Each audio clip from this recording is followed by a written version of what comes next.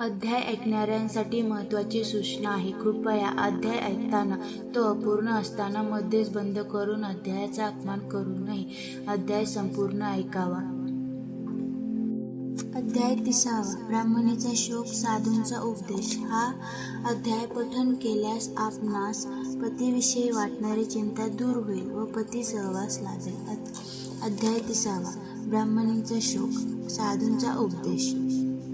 श्री गणेशाय नमः. सिद्ध म्हणाले, नामधारक श्री गुरु नृसिंह सरस्वती स्वामी महाराज गाणगापुरात राहत असताना अधिव्याधींनी गांजलेल्या अनेक लोकांचे त्यांनी कल्याण केले. त्यामुळे त्यांची सर्वदूर कीर्ती झाली. उत्तर देशात माहूर गावी गोपीनाथ नावाचे एक श्रीमंत ब्राह्मण राहत असत. ते व त्यांच्या पत्नी दत्तोपासना करत असत. त्यांची मुले जगत नव्हती. पुढे दत्तकृपेने एक पुत्र झाले. त्यांचे दत्त असे नामकरण करण्यात आले. गोपीनाथ व त्यांच्या पत्नींनी त्यांना लाडाखोडात वाढवले. यथावकाश त्यांची मुंज केली. 12व्या वर्षी विवाही केला. सर्व सुखात आनंदात चालले होते, पण नियतीच्या मनात काही वेगळेच होते. 16व्या वर्षी त्यांना क्षयरोग झाला. मातापित्यांनी त्यांच्यावर असंख्य उपचार केले, पण उपयोग झाला नाही. त्यांना एकसारखा ताप येऊ लागला. अन्नपाणीही रुचेना. ते अंथरुणाला खिळले. त्यांच्या पत्नीही त्यांची खूप सेवा केली. पती जेवत नाही म्हणून त्याही अन्नदक घेत नसत. शेवटी वैद्यांनी दत्त वाचणार नाहीत असे स्पष्ट सांगितले. ते ऐकून त्यांच्या पत्नी व मातेपित्यांना अश्रू अनावर झाले. दत्तांनी त्यांचे सांत्वन केले. म्हणाले, आई, बाबा, आपला जेवढा तृणानंद आहे तेवढाच मी जगणार आहे. आता मला निरोप देण्याची वेळ आली आहे. तुमची सेवा करायची माझी इच्छा राहूनच गेली. मग ते पत्नींना म्हणाले, तुम्ही माझ्यासाठी सोसलेले सर्व कष्ट व्यर्थ ठरले. मी तुमचा वैरीच होतो जणू. तुम्हाला जराही सुख दिले नाही. आता तुमचे सौभाग्यही राहणार नाही. म्हणून तुम्ही माहेरी जा. तेव्हा त्या म्हणाल्या, नाथ, मी तुमच्याशिवाय जगूच शकत नाही. मीही तुमच्याबरोबर सहगमन करेन. मग त्यांनी सासू सासऱ्यांना धीर दिला व पतींना घेऊन गाणगापुरात जाण्याची अनुज्ञा मागितली. तेव्हा साधूंच्या कृपेने आपल्या पुत्राला जीवदान मिळेल या आशेने गोपीनाथ व त्यांच्या पत्नींनी आपल्या सुनबाईंना गाणगापुरात जाण्याची संमती दिली. तेव्हा आपल्या आजारी पतींना डोलीत बसवून त्या गाणगापुरास आल्या. तिथे एका धर्मशाळेत उतरल्या. त्यांनी गावात चौकशी केली. तेव्हा श्रीगुरु स्नानासाठी संगमावर गेल्याचे कळले. तेव्हा पतींना सांगून आपणही संगमावर जावे असा विचार करून त्या धर्मशाळेत आले. तो काय, ते केव्हाच गतप्राण झाले होते. त्यांचा निष्प्राण देह पाहून ते साध्वींच्या डोळ्यासमोर अंधार पसरला.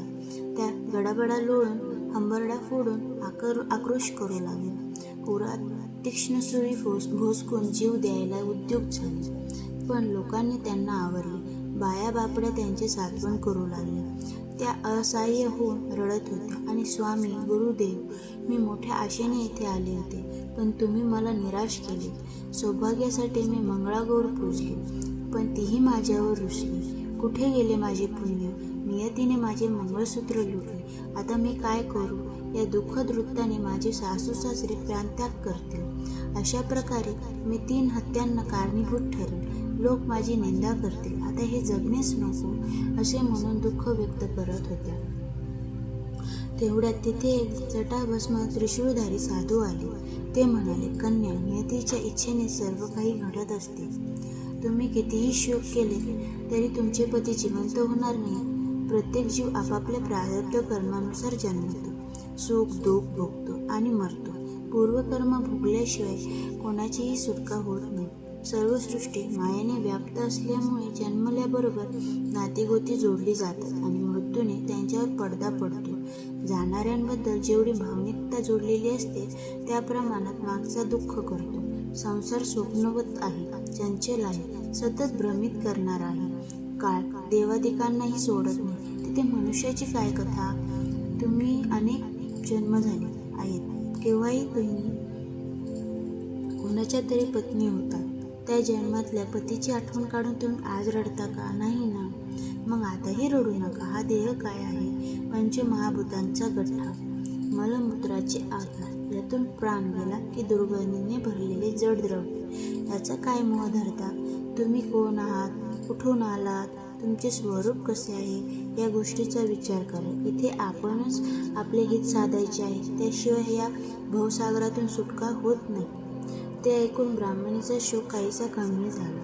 त्यांनी साधूंना वंदन केले व म्हणाले, महाराज, तुम्ही माझा उद्धार करा, मला मार्ग दाखवा. तुम्ही सांगाल तसेच मी वागेन. हरिओम. याप्रमाणे अध्याय पूर्ण झाला. तरी आपणास हा व्हिडिओ आवडल्यास यास आपण लाईक व शेअर करा, चॅनलला सबस्क्राईब करा आणि कमेंट बॉक्समध्ये अवधूत चिंतन श्री गुरुदेव दत्त महाराज की जय असे लिहा.